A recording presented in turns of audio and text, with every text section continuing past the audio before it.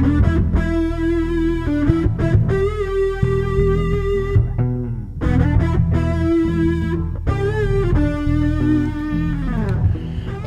kako! Good morning, everybody. Welcome to Bill's Garden.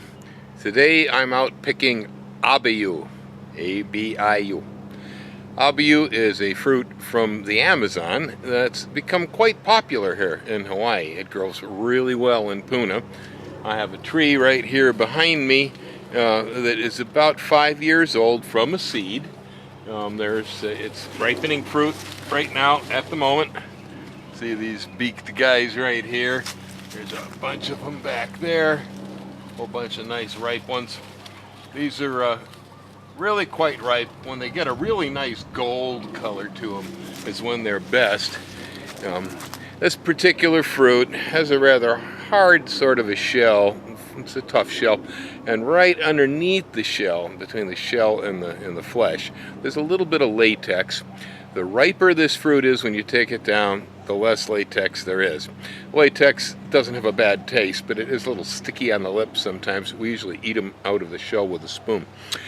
I love this tree though, because the tree will come from seed. In 4 or 5 years you start to get fruit, which is, kind of amazing for a fruit tree to do such a thing.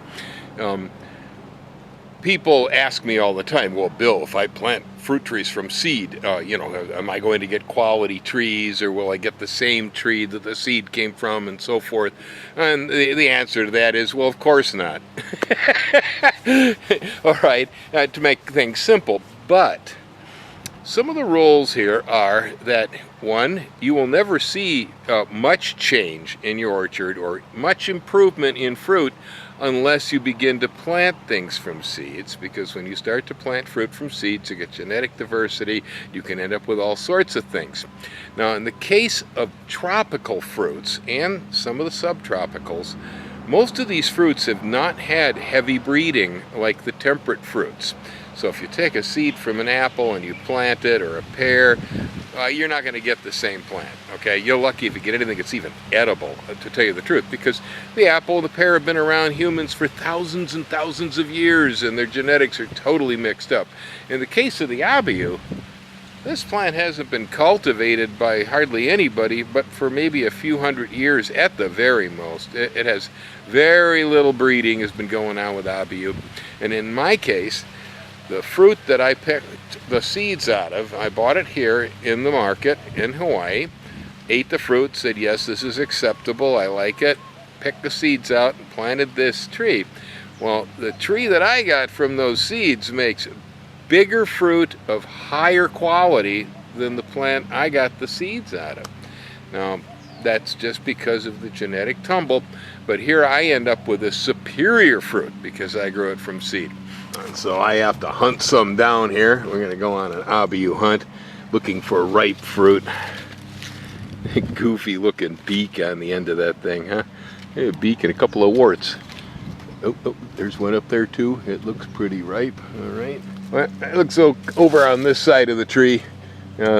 Things are a bit on the green side, so looks like I got one side ripe, one side not. Well, here we are back in the kitchen. I hauled in 5 Abiu out of the tree. Now, those of you who are familiar with this fruit and you use it, grow it, eat it, buy it, whatever, I do believe you'll recognize that these Abiu are they're quite large. I mean, look, they're bigger than my head. No, they're pretty good sized fruit. I have seen Abiu this large in the market around here, but most of them aren't. So, again, proof positive that by growing from seed, it's possible to end up with superior fruit, because mine really taste good too. Alright, now I'm giving them all a little squeeze here, trying to decide who's the softest. I think this one right here yields the best, so I'm going to cut that one in two. It doesn't hurt with Abiu when you take it off the tree to let it sit on the counter for a few days, because like I said, there's a latex in here, and the riper these are when you eat them, the less of that you're going to have problems with, because you'll know when you hit the latex at the rind, because your lips will start sticking together. So I'm going to go ahead and Oh yeah, this feels nice and soft. She's tender. Good, good, good. Trying to cut around the seeds because I want to save them. So anybody out there wants to grow this plant, I will be planting these seeds. Oh, it looks like I got 2 or 3 seeds in there. Okay, so here we have a white, somewhat gelatinous or custard-like flesh. The way this is eaten is to take a spoon, and the first thing I'll do is knock the seed out of there. Okay, then take the spoon, head in here to the pulp like that.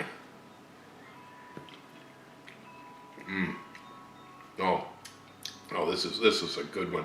This is really sweet. Yeah. Okay. A little bit like Japanese persimmons when they're ripe. It's got that sort of gelatinous sort of feel at the webs in here around the seeds, like a fuyu persimmon. The consistency of the flesh in this one is somewhat like chirimoya. Kind of dense, a little bit. It's a little bit of a chew to it. It definitely has a vanilla flavor. Now, to me, vanilla is the most pronounced flavor that comes out of Abiu. Their flavor is rather subtle. It doesn't jump at you. It's not an acid fruit. I've never tested the pH, but I suspect that Abiu is probably neutral in pH, like a banana or a persimmon.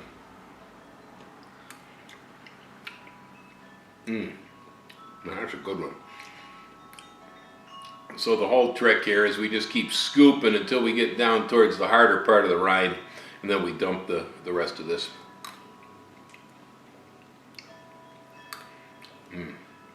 That's good. That's good. The flesh is has parts of it that are sort of jelly-like and a little bouncy when you bite into them.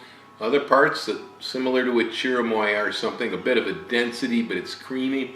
I mean, you bite right through it. And then there's quite a bit of juice. As you bite into the flesh, it begins to yield droplets of juice that kind of rain out. So it's refreshing. The fruit is sweet, but because it has almost no acid in it, I believe the sugar amount in it is actually less than like an orange or something where you have acid, then you have sugar. This has no acid, so the sugar is very pronounced. Nothing to detract from it. Yep. So there you go, folks. The Abiu, from the Amazon to Hawaii, and here in Puna, the Abiu rules. This fruit just grows here. Okay, I'm very happy with it. Guys, check it out. If you have an environment where you don't get frost through the year, you'll be able to grow this. South Florida should be good. It's possible San Diego, even in California, might. So a few isolated microclimates as you get down towards the Mexican border in places, it's possible the tree will grow. But by and large, this is really a great crop in Hawaii, so if there's anybody here on the islands watching, if you don't have an Abiu in your yard, you best kind of ask yourself why. My plant, being only 5 years old or so, it started bearing when the tree was less than 8 feet high.